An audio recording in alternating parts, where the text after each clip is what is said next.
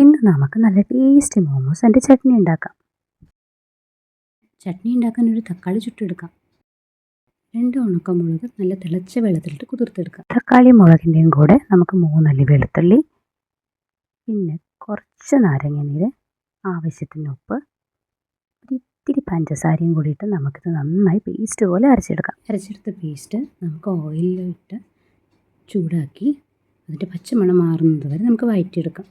ആ വഴറ്റുന്നതിൻ്റെ ഒപ്പം കുറച്ച് സോയാ സോസും പിന്നെ കുറച്ച് വിനീഗറും നമുക്ക് ചേർത്ത് കൊടുക്കാം. Sauce ready.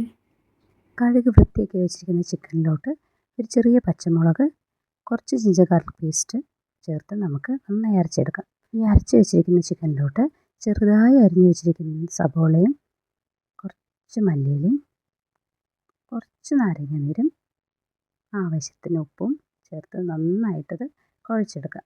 ഇതുപോലെ ഫില്ലിംഗ് റെഡി.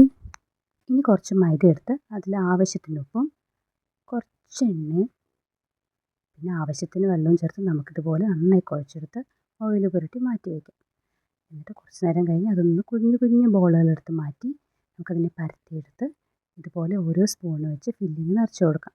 എന്നിട്ട് ഇതിനെ മടക്കി ഫോർക്ക് കൊണ്ട് ഇതുപോലെ ഭംഗിയിൽ നമുക്ക് അതിനെ ഫില്ല് ചെയ്തെടുക്കാം. പിന്നെ ഞാൻ ഈ ഒരു ഷേപ്പും കൂടെ ഉണ്ടാക്കിയിട്ടാണ്. നമുക്കറിയുന്ന ഷേപ്സൊക്കെ നമുക്ക് ഉണ്ടാക്കിയെടുക്കാം. എന്നിട്ട് ഞാനിതിനെ ഒരു 20 മിനിറ്റ് ആവി വെച്ചു. തുറന്നപ്പോഴുണ്ടല്ലോ നല്ല മണം. ചൂടോടെ ഇത് ഓരോന്നിങ്ങനെ എടുത്ത് നമുക്ക് ചട്നിയിലൊക്കെ മുക്കി ഇങ്ങനെ വായിൽ വയ്ക്കുമ്പോൾ എന്തൊരു ടേസ്റ്റാണെന്നറിയോ. നിങ്ങളും ട്രൈ ചെയ്ത് നോക്കണേ.